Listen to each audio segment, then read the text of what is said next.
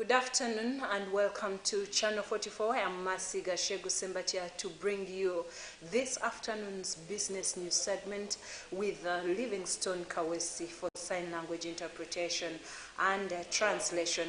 We'll start with our international business news highlights. A rocket operated by California-based startup failed near the coast of Alaska yesterday, marking yet another mishap for companies hoping to offer their services to launch scores of small satellites into orbit. The privately held ABL Space Systems attempted to launch its RS-1 rocket at 1:27 p.m. local time in Alaska, but the company confirmed shortly after that there was an anomaly, an aerospace term for an issue or misstep, and the rocket shut down prematurely. The mission was aiming to carry two small satellites to the orbit for Omnitech, which recently spun off its space division. The company signed an agreement for ABL's first launch in 2021 when it was still operating under the name L2 Aerospace. ABL's launch attempt yesterday was the second failure in 2 days for a burgeoning new industry. ABL is one of the most long list of companies pursuing the same market, offering relatively cheap and easy access to launch services for operators of small satellites, in which in years past have had to wait for extra room to open up aboard larger rockets. And moving on, the global economy is perilously close to falling into recession, according to the latest forecast from the World Bank. It expects the world economy to grow by just 1.7% this year, a sharp decrease from the 3% it predicted in June. The report blames a number of factors stemming from Russia's invasion of Ukraine and the impact of the pandemic. The effect of higher interest rates are picked out as the key challenge for policymakers to overcome.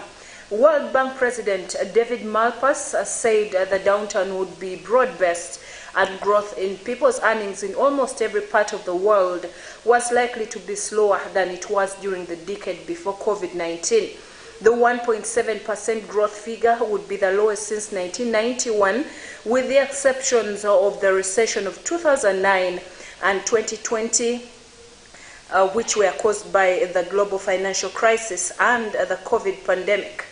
And also, the World Bank added that US, the Eurozone, and China, the three most influential parts of the world for economic growth, were all undergoing a period of pronounced weakness, a downturn that was worsening the problems faced by poor countries. After surging 5.3% in post-pandemic 2021, growth in the world's richest economies were likely to slow sharply from 2.5% in 2022 to just 0.5% this year.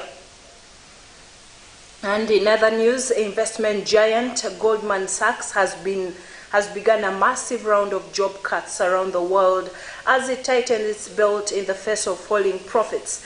The cuts will affect up to 3,200 staff, or roughly 6.5% of the bank's workforce, including staff in the United Kingdom. The cuts are among the biggest made by banks this year, as economic uncertainty puts lenders under pressure. Goldman is also reviewing its expenses, including bonuses and the firm's purchase of 2 private jets. The company ordered the planes in 2019, a reversal of the company's previous policy that raised eyebrows at the time.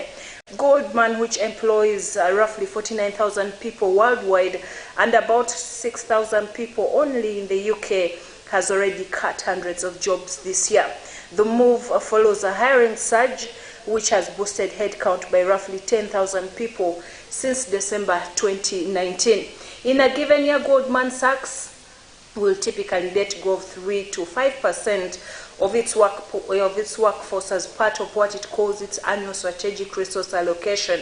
So getting rid of over 6% is a bigger call than usual, but the SRA is also conducted with market conditions in mind. A lot of Goldman's revenue comes from advising on big mergers and acquisitions, and global deal making it fell so sharply in the last half of 2022 as the cost of debt to finance transactions rose after a decade close to zero, as central banks lifted interest rates to fight inflation. Still in business, an online retail giant Amazon has said it plans to shut 3 warehouses in the United Kingdom, putting 1,200 jobs at risk. However, the company also said it planned to open 2 new centers, creating 2,500 jobs over the next 3 years. The 3 warehouses being closed are in Hempstead, Doncaster, and Gourock in the west of Scotland. The firm said staff at the sites being closed would be offered the chance to move to other Amazon locations. Last week, Amazon said it planned to cut more than 18,000 jobs globally, the largest number of the firm's history, in an attempt to reduce costs. An Amazon spokesperson told the press that the decision to close the UK warehouses was made after a review of operations in the country and was completely unrelated to the wider cuts, which primarily affect office staff. The firm said the new warehouses would be state-of-the-art robotic facilities located in Pedimore, West Midlands, and Stockton-on-Tees, County Durham. Amazon also plans to close 7 delivery stations in England, which employs dozens of workers, and open 2 new ones in Havant and Aylesford. These will replace existing stations in Portsmouth and Aylesford. Stations which prepare orders for delivery will also close in Birmingham, Hemel Hempstead, Huntingdon, De Holy, and Newcastle. Well, we'll now take a very short break, look at today's financial highlights, get to know how the different major world currencies are performing in our segment of foreign exchange. Do not touch your dial.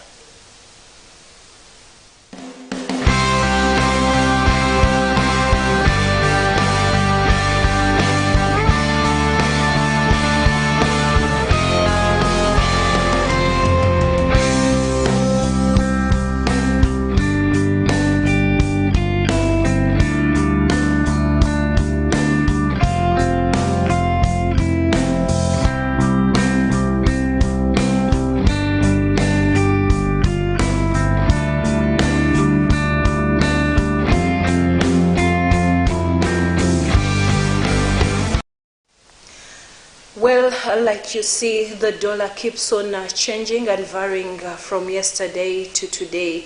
So we'll keep you posted here on Channel 44.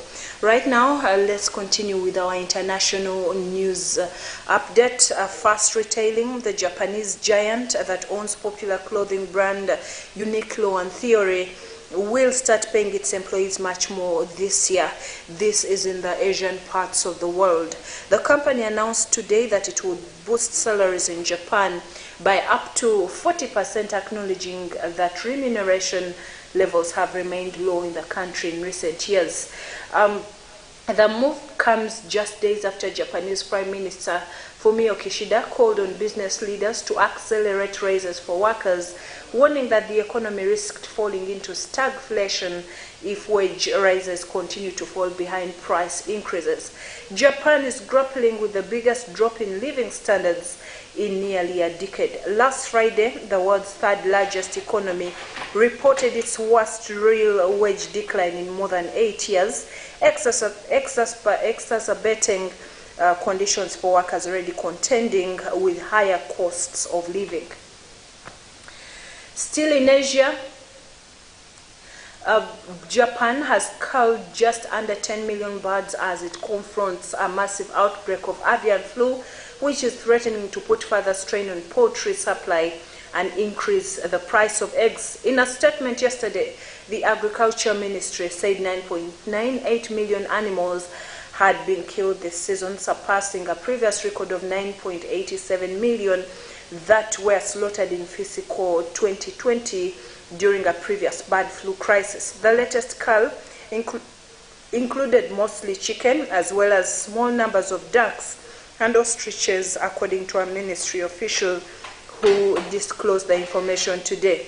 The National Federation of Agriculture Cooperative Association, known as ZENHON, gave a higher tally, saying approximately 10.9 million birds had been killed as of Tuesday night.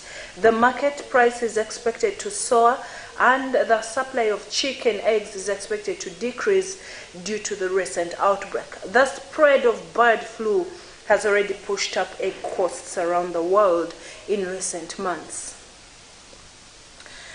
In the United Kingdom, the government is considering introducing a national cryptocurrency or digital pound, according to the Economy Secretary to the Treasury.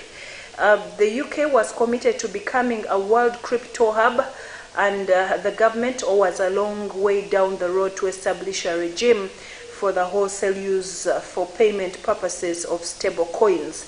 Stable coins are designed to have a predictable value linked to traditional currencies or assets such as gold. A public consultation of the attributes of a digital pound would be launched in coming weeks, according to Mr. Griffith, who was speaking to the Treasury Select Committee. Central banks around the world are developing or exploring digital currencies. And Mr. Griffith told the committee it is right to look to seek to embrace potentially disruptive technologies, particularly when they have such a strong fintech and financial sector.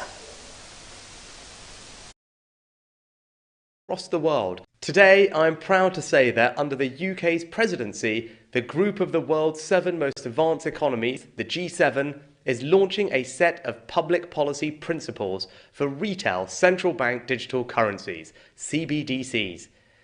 Central bank digital currencies could be a digital version of money, a bit like a digital banknote that could be used alongside physical notes and coins.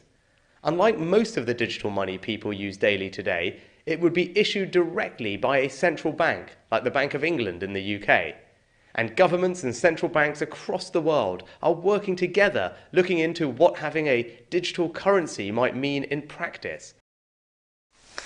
Well, that's what's happening in the United Kingdom. They are thinking of investing in cryptocurrency. Right now, if you are a motorist, we are bringing you the fuel prices from different petrol stations.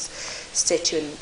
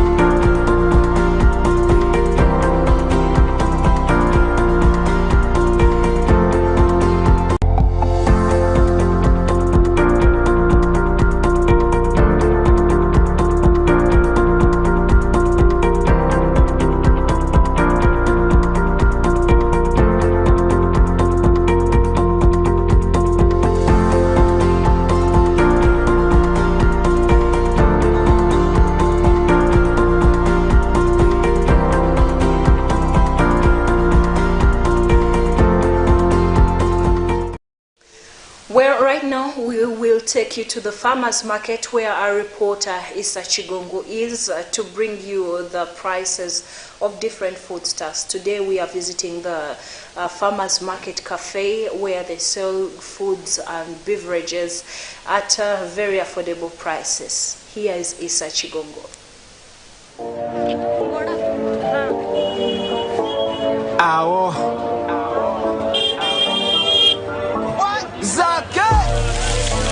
Spazzing. I'm right at the top of the mountain, dancing. Dry bones in the valley are coming alive. Perishing dreams, I'm telling you, man, they're gonna survive. It's a new vibe, committed sin. We've been forgiven, washed clean by the blood. Now I drip different. Continents change. Altered carbon did an exchange. I'm at the top from the basement. I'm at the top from the basement. I whoa. Right there. I whoa. Farmers market. Yeah, man. Hey.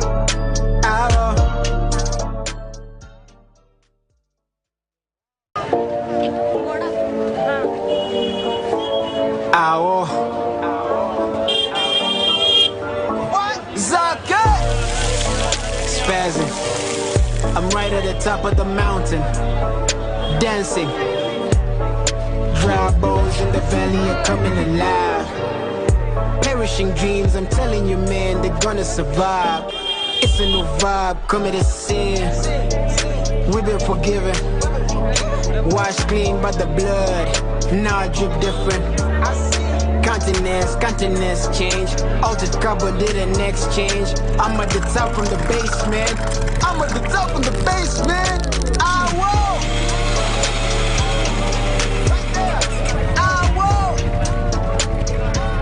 Farmers market. Yeah, man. Hey.